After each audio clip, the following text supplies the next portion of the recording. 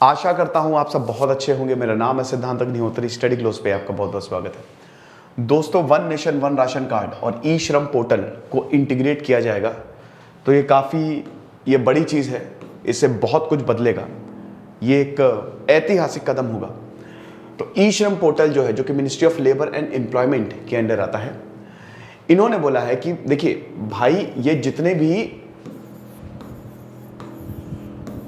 38 crore unorganised जो workers हैं, PLFS के हिसाब से जो 90% हमारी वर्कफोर्स है वो अनऑर्गेनाइज सेक्टर में है, जिनका कोई डेटा नहीं है। जैसे जो ठेले पे काम कर रहे हैं, जो रेडी पटरी लगाते हैं, जो सब्जी बेचते हैं, ये सब अनऑर्गेनाइज सेक्टर है। और आप समझिए कि इनका कंट्रीब्यूशन जीडीपी में बहुत ज़्यादा, एक पैरेलल इकोनॉमी हमारे यहाँ चल रही है। तो ई श्रम पोर्टल जो है वो इन सबको रजिस्टर करेगा।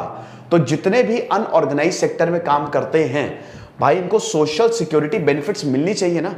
सोशल सिक्योरिटी बेनिफिट्स, इंपॉर्टेंट चीजें इनको मिलनी चाहिए जो ऑर्गेनाइज सेक्टर में मिलती हैं सबको। भाई पीएफ हो गया, इंश्योरेंस हो गया, वो सब इनको भी मिलनी चाहिए। तो उसका ये एक इनिशिएटिव है कि इन पे ई श्रम पोर्टल में रजिस्टर करो, ठीक है। और इनको एक 12 डिजिट नंबर दिया जाता है, जिससे इनका पूरा का पूरा डेटाबेस जो है, जो भी है, सब सामने आ जाता है।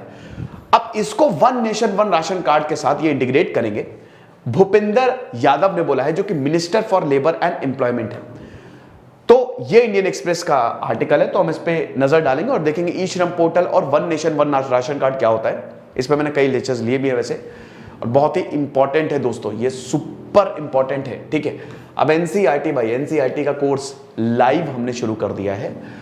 1 जून से क्लासेस होंगी, लाइव क्लासेस होंगी, जिसमें मैं मेंस के सवाल डिस्कस करूंगा। हिंदी इंग्लिश में पढ़ाया जाएगा, बहुत ही शानदार तरीके से हम पॉलिटी सीखेंगे। तो इसको अवेल करें। कल लास्ट डेट है, परसों से प्राइस बढ़ जाएंगे, फिर आप चिल्लाएंगे हमारे ऊपर। तो लगातार मैं बोल रहा हूं आपको, एनसीईआरटी कूपन कोड यूज करना है, एक्स्ट्रा 25% ऑफ मिलेगा। कंबाइंड एनसीईआरटी दोस्तों अवेल करिएगा, क्योंकि कंबाइंड एनसीईआरटी जो है, जैसे जैसे एनसीईआरटी अपडेट होगी ना, वैसे वैसे प्राइस बढ़ेंगे। तो बेस्ट है कि आप कंबाइंड एनसीईआरटी अवेल करें। ओके, तो ये इनका बयान आया है कि भाई हम integration of E Shram portal और one nation one ration card ONORC और ई श्रम को साथ में मिलाएंगे। बहुत जरूरी है ये, based on the location data of the monthly food grain collection from the PDS shops. देखिए, आपको पता ही कि हमारा नेशनल फूड सिक्योरिटी एक्ट है, जो कि 2013 में आया था। इसके तहत भारत की अच्छी खासी पॉपुलेशन को, भारत जैसे अभी इसी की ही वजह से ये जो one nation one ration card और जो फूड सिक्योरिटी एक्ट है, लॉकडाउन में कितने लोगों को खाना मिला, 80 करोड़ लोगों को इसका फायदा मिला है। तो हमको फूड सिक्योरिटी देनी है। फूड कॉर्पोरेशन ऑफ इंडिया जो है वो प्रोक्योर करती है, मंडीज होती हैं, किसान इन मंडी में जाते हैं, फूड कॉर्पोरेशन ऑफ इंडिया सरकार की तरफ से उसको प्रोक्योर करती है, उनको गोडाउन में रखती है, और फिर उनको भेजा जाता है फेयर प्राइस शॉप, जिसको राशन शॉप्स बोलते हैं। आपका राशन कार्ड बनता था ना पहले, बहुत फर्जी पहले राशन कार्ड बनवा लिए जाते थे, अब सबसे वसूली हो रही है दोस्तों, आपको बताओ। तो इसीलिए one nation one ration card बहुत बढ़िया स्कीम है। बिलो पॉवर्टी लाइन, और भैया कारें खड़ी हुई हैं 2-2, 3-3 राशन कार्ड 2-2, 3-3 बनवा के बैठे हुए हैं। ऐसा फर्जीवाड़ा होता था पहले, अब नहीं, अब काफी ज्यादा कम हो गया है, ठीक है। तो ये इट इज बेस्ड, ये जो इंटीग्रेट किया जाएगा based on the food grain data of monthly food grain collection from the PDS. अब comparison of the location data with the permanent data on e Shram shall be identify migrant workers within e Shram portal. तो बहुत बड़ी बात है। One nation one ration card, जैसे मान लीजिए कि एक वर्कर है, वो किसी दुकान में गया, उसके पास राशन कार्ड है। One nation one ration card में मतलब वो एक राशन कार्ड से कहीं से भी वो ले सकता है, ठीक है। आपको कहीं पे भी आप काम कर रहे हो, उस राशन कार्ड से आप अनाज जो है वो ले सकते हो। तो अब मान लीजिए कि एक जो वर्कर है वो कहीं पे गया, ठीक है। अब वो गया और उसने राशन खरीदा, तो उसकी सारा डेटा जो है वो उस कार्ड में होगा, वो रजिस्टर्ड है ऑलरेडी, एड्रेस सब। ई श्रम पोर्टल में भी वही वर्कर रजिस्टर होगा। तो जब सरकार दोनों को इंटीग्रेट करेगी तो दोनों का एड्रेस मैच करेगा, है कि नहीं? दोनों का एड्रेस की ये one nation one ration card की भी फायदा उठाता है और ई श्रम पोर्टल भी है। तो इससे सरकार को बहुत ज्यादा फायदा मिलेगा कि भाई असली हकदार कौन है, असली वर्कर कौन है, और राशन फर्जी तो डिस्ट्रीब्यूट नहीं हो रहा है। तो बहुत कुछ लीकेज को हम इससे कम कर सकते हैं। वैसे भी ONORC बहुत ही बढ़िया कदम है सरकार का। सबसे पहले इसमें लीकेज कम हो सकती है। कई बार कास्ट बेसिस पे पहले ऐसा होता था कि भाई राशन नहीं दिए जाते थे, उसको भी खत्म किया। कुछ लोग फर्जी राशन कार्ड बहुत सारे बनवा के घूमते थे, लेकिन अब लोकेशन ट्रैकिंग होती है, लोकेशन के बेसिस पे आपको राशन दिया जाता है, तो ये बहुत अच्छी चीज है। तो one nation one ration card scheme क्या है? सेंट्रल गवर्नमेंट, केंद्र सरकार की स्कीम है।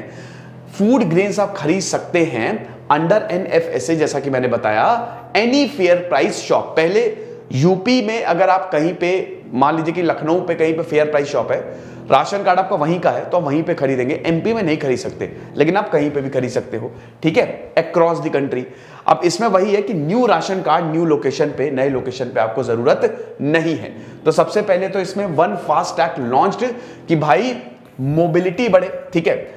उसके बाद different modes of transport across different state, one nation one ration card being launched by the government, transparency in trades commerce through one nation one ration card.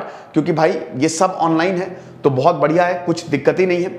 और GST के बाद भाई टैक्स हैज बीन रिड्यूस्ड, तो इस पे थोड़ा सा tax कम भी लगेगा। ये देखिए one nation one ration card ये हर किसी को क्या कहते हैं कि सपोर्ट करता है। ये सिर्फ ऐसा नहीं है कि जो बेनिफिशियरीज है उनको सपोर्ट कर रहा है, ठीक है, सरकार को भी उतना ही ज्यादा हेल्प कर रहा है। अब कौन एलिजिबल है? तो भाई अंडर दिस सिस्टम, भाई द बेनिफिशियरीज अंडर, जिनके पास राशन कार्ड जिनके पास ऑलरेडी हैं, दे आर ऑल एलिजिबल। अब इससे पहले माइग्रेंट्स को अप्लाई करना पड़ता था नए राशन कार्ड्स के लिए नई लोकेशन पे, जैसे एक यूपी का है वो MP गया तो भाई नया दो, लेकिन अब ऐसा कुछ भी नहीं है। नए सिस्टम में भाई ये सब कुछ हटा दिया है। एक ही राशन कार्ड है जिसने बहुत ज्यादा मदद किया लॉकडाउन में, तो समझ लीजिए जिंदगियां बचा ली है। बगल में यार पता नहीं क्या बन रहा है, बुर्ज खलीफा बना रहे हैं, ताजमहल बना रहे हैं, तो थोड़ा सी आवाज आ रही होगी यार, थोड़ा सा इसमें कॉम्प्रोमाइज कर लेना, ताकि कोई भी गरीब जो है वो भूखा ना रहे। भारत में गरीबी एक बहुत बड़ी प्रॉब्लम है। और फिर more than one ration card होता था ना, कि एक से ज्यादा राशन कार्ड कई लोग अवेल करते थे, उसको भी कम किया जाए। ई श्रम पोर्टल क्या है भाई? लेबर एंड एम्प्लॉयमेंट, अगेन ये भी बहुत इंपॉर्टेंट है। अनऑर्गेनाइज सेक्टर को लेके आना, सरकारी ढांचे में लेके आना, ताकि उन सबको बेनिफिट मिल सके। अब सुप्रीम कोर्ट ने सरकार को डायरेक्ट किया था कि भाई ये रजिस्ट्रेशन प्रोसेस जो है ये जल्द से जल्द शुरू करो। इसमें जो टारगेट एज ग्रुप है 16 से 59, ठीक है, इस एज में है। और 38 करोड़ अनऑर्गेनाइज्ड वर्कर्स जो कि कंस्ट्रक्शन में काम करते हैं, माइग्रेंट वर्कफोर्स है, स्ट्रीट वेंडर्स है, डोमेस्टिक है, फिशरीज में काम करते हैं, जो छोटे लोग हैं ना, वो इसमें रजिस्टर कर सकते हैं। अब उसके बाद अपना आधार कार्ड डालिए, बैंक अकाउंट डिटेल्स डालिए, आप रजिस्टर हो जाएंगे, कोई दिक्कत नहीं है। बाकी नेसेसरी डिटेल जैसे डेट ऑफ बर्थ हो गया, होम टाउन हो गया, ये सब तो आपको, मोबाइल नंबर, सोशल कैटेगरी, ये सब आपको डालना ही पड़ता है। Registration can be done through common service centres, आप सेंटर पे जाके, इनके सेंटर बने हुए श्रम पोर्टल पे, वहां पे जाके करवा सकते हो। क्योंकि भाई अब ये लोग को नहीं पता होता है, इतना ज्यादा ये प्रो नहीं होता, टेक प्रो, तो इसीलिए सेंटर्स बनाए गए हैं। सरकार ने इतनी सहूलियत दी है, खुद से भी कर सकते हो या सेवा केंद्र से भी किया जा सकता है, ठीक है। तो ये ई श्रम पोर्टल है अनऑर्गेनाइज सेक्टर के लिए scheme, construction workers, migrant workers, gig, street vendor, domestic worker, agriculture worker, बाकी सब कोई इसके अंदर आता है, ठीक है, जो भी ऑर्गेनाइज्ड अनऑर्गेनाइज सेक्टर में है। बेनिफिट्स आप देख सकते हैं कि सबसे पहले तो पूरे देश में इसको एक्सेप्ट किया जाता है। नॉर्थ का बंदा साउथ में काम कर सकता है इस कार्ड के जरिए। एक्सीडेंटल इंश्योरेंस आपको मिलेगा, ठीक है, इसके अंदर एक्सीडेंटल इंश्योरेंस मिलेगा 2 लाख अगर डेथ होती है। और अगर आपके पास श्रम कार्ड है, क्योंकि देखिए कई बार ऐसा होता है कि लेबर्स खत्म हो जाते हैं, फैमिली को पता भी नहीं चलता, लेकिन अगर आपने श्रम कार्ड बनवाया है तो फैमिली को 2 लाख रुपए मिलेंगे, बैंक अकाउंट में अपने आप आते हैं, इसीलिए बैंक अकाउंट भी लिंक किया जाता है। और बाकी बेनिफिट्स भी जो भी सरकार लॉन्च करेगी लेबर्स के लिए, वो सीधा बैंक अकाउंट में आएगा, ठीक है। और परमानेंट डिसेबिलिटी पे और 1 लाख पार्शियल डिसेबिलिटी पे, अगर मान लीजिए कि आधी डिसेबिलिटी है, परमानेंट पे या तो एक्सीडेंट हो गया, डेथ हो गई, या परमानेंट डिसेबिलिटी होगी तो 2 लाख, नहीं तो अगर आधी डिसेबिलिटी हुई है तो उसमें 1 लाख रुपए मिलता है। बाकी जितने भी सोशल सिक्योरिटी बेनिफिट्स है वो इसके थ्रू। और सेंट्रल और स्टेट गवर्नमेंट को भी देखिए इसमें डेटा है पूरा सरकार के पास कि कितने लेबर्स हैं, कहां कहां है, तो उनसे सीधा कांटेक्ट किया जा सकता है कि भैया आ जाओ काम करो, ठीक है। तो ये भी बहुत ज्यादा मदद करता है। इंटीग्रेशन का नीड क्या है भाई? देखो इसमें 4 पॉइंट्स है। सबसे पहले तो जितने एम्प्लॉयर्स हैं वो पार्टिसिपेट कर सकते हैं, ठीक है, और ये डेटा भी मैच करेगा तो और ज्यादा सरकार के लिए और ज्यादा अच्छा। देन उसके बाद जो लोकेशन डेटा, जैसा कि मैंने बताया कि भाई permanent address one nation one ration card में भी है और श्रम पोर्टल में भी है, तो वो भी पता चलेंगे कितने लेबर्स जो हैं वो ये one nation one ration card scheme का फायदा उठा रहे हैं। सारा का सारा डेटा जो है वो स्टेट गवर्नमेंट से शेयर होगा ताकि और ट्रांसपेरेंसी और चीजें बनी रहे। और उसके बाद फिर जो माइग्रेंट वर्कर्स है उनको भी आइडेंटिफाई करेगा। तो ये बहुत अच्छी बात है। हालत बहुत बुरी हुई थी दोस्तों लॉकडाउन में माइग्रेंट वर्कर्स की, हमने देखा था कि दूर दूर तक ये जा रहे हैं, पैदल ही चले गए, बहुत दिक्कत थी। लेकिन अब कुछ ना कुछ तो इनका करना ही होगा क्योंकि इनको हम ही को ही देखना है।